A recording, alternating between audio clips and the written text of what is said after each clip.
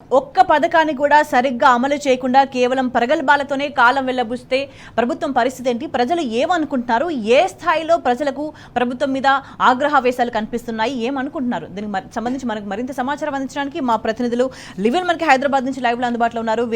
వేణు ఉన్నారు, కరీంనగర్ నుంచి, మహబూబ్ నగర్ నుంచి నరేష్ ఉన్నారు. ఒకసారి ముందుగా లివిల్ తో మాట్లాడదాం. లివిల్, ఏ ఒక్క పథకం కూడా పూర్తి స్థాయిలో అమలు కాని పరిస్థితి. ఇప్పటికీ కూడా రీసెంట్ గా చూసుకుంటే రాజు యువ వికాసానికి సంబంధించి కూడా 2 నెలల నుంచి ప్రగల్భాలు పలికిండ్రు, డబ్బా కొట్టుకున్నారు, ప్రచారం చేసుకున్నారు. కానీ తీరా అమలు విషయానికి వచ్చేసరికి ఏదో విషయం చాకు చెప్పి ఆపేసిండ్రు. అన్ని పథకాల పరిస్థితి కూడా ఇదే కనిపిస్తుంది. సో ప్రజలకు చాలా స్పష్టంగా అర్థమవుతుంది, ఈ ప్రభుత్వం ప్రజలకి ఏది కూడా ఇవ్వదలుచుకోలేదు, సంక్షేమ పథకాలు ఏవి కూడా అమలు చేయదలుచుకోలేదని. సో ఈ నేపథ్యంలో మరి ప్రజల నుంచి ఎటువంటి స్పందన వస్తుంది? ప్రజలు ఏం మాట్లాడుకుంటున్నారు? అలవిగాని హామీలతో అధికారంలోకి వచ్చిన ఈ కాంగ్రెస్ ప్రభుత్వం మాటలు తప్ప చేతలు లేదని మరొకసారి స్పష్టమైంది. వాళ్ళ మొదటి నుంచి కూడా అంటే అధికారంకి వచ్చే ముందు అనేక హామీలు ఇచ్చారు, అనేక డిక్లరేషన్లు చేశారు.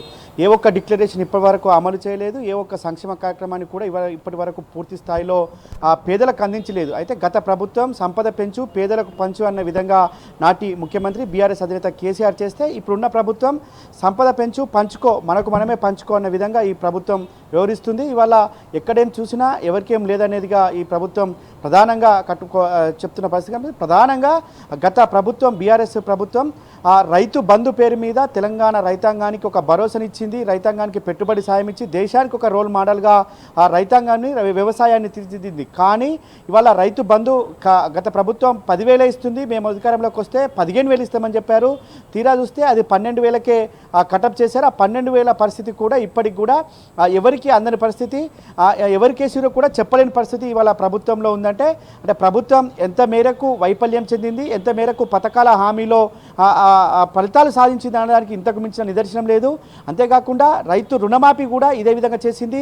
చాలా పెద్ద ఎత్తున దేశవ్యాప్తంగా హంగామా చేసింది. దేశవ్యాప్తంగా తెలంగాణ రాష్ట్ర ప్రభుత్వం చేసే రుణమాఫీ ఎవరు చేయలేదు, అసలు ఎప్పుడు చేయలేదు అనే విధంగా పెద్ద ఎత్తున ఆర్భాటాలు, ప్రచార ఆర్భాటాలు, పెద్ద ఎత్తున పత్రికలలో ప్రకటనలు ఇచ్చారు. కానీ తీరా చూస్తే ఇవాళ దాదాపు 40% మంది రైతాంగానికి కూడా ఇవాళ రైతు రుణమాఫీ కాని పరిస్థితి.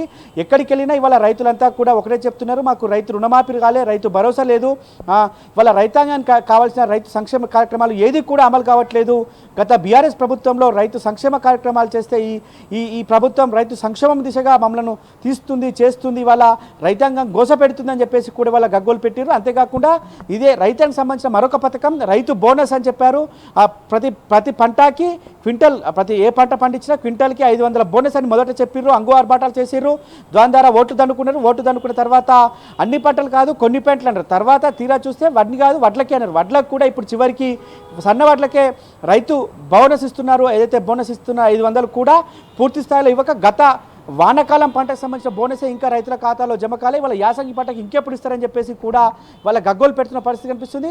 అంటే బోనస్ కూడా బోగస్ అయిపోయింది. అంటే మరో పక్క వాళ్ళ రైతు పరిస్థితి ఆ విధంగా ఉంటే మహిళల పరిస్థితి, మహిళలకు కూడా అనేక హామీలు గుప్పించారు. అనేక హామీల్లో భాగంగా ఏదైతే మహిళలకు ఉచిత పథకాలతో పాటు అనేక కార్యక్రమాలు చేస్తామని చెప్పారు. తులం బంగారం, కళ్యాణ లక్ష్మి పథకం, నాడు దేశానికి ఒక రోల్ మోడల్ తీసిన కళ్యాణ లక్ష్మి పథకానికి మేము 150,000 ఇస్తాం, 150,000తో పాటు తులం బంగారం కూడా ఇస్తాం, ఖచ్చితంగా అమలు చేసి తీరుతామని చెప్పారు.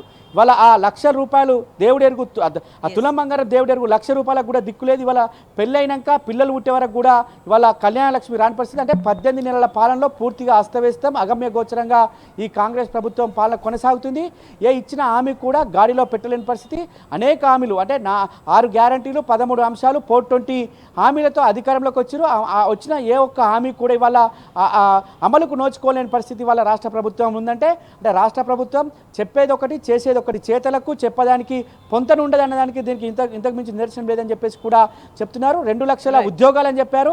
జూన్ 2నే నోటిఫికేషన్ ఇస్తామని చెప్పేసి గొప్పలు చెప్పారు, ఆర్భాటాలు చేశారు. ఇది కూడా ఎవరు చేయలేరు, దేశంలో మొదటగా మేమే అని చెప్పేసి ఏఐసీసీ అగ్రనాయకత్వం అందరినీ తీసుకొచ్చి ఇక్కడ డిక్లరేషన్ పేరు మీద మోసం చేసిన పరిస్థితి కూడా ఇవాళ నిరుద్యోగ యువత అంతా కూడా చూస్తుంది. నిరుద్యోగుల భృతి కూడా ఇస్తామన్నారు, నిరుద్యోగ భృతి పైన కూడా మాట తప్పారు.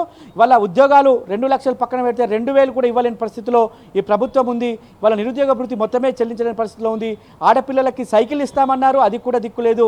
ఏదైతే మహాలక్ష్మి కింద ఇంటింటికి 2500 18 నిన్న ప్రతి మహిళకు కూడా 2500 ఇస్తామన్నారు, అది కూడా దిక్కులేదు. వాళ్ళ ఏ ఒక్క పథకం కూడా పేపర్ల మీదనే ప్రకటనలకే తప్ప ఆ ప్రకటనలకు కూడా 100 కోట్లు ఖర్చు పెట్టి పెద్ద ఎత్తున ప్రచార ఆర్భాటాలే చేస్తున్నారు తప్ప పనితీరులో ఏమాత్రం లేదు. పనితీరు అంతా శూన్యము, శుద్ధ అబద్ధాలని చెప్పేసి కూడా తెలిపోయింది స్వేచ్ఛ.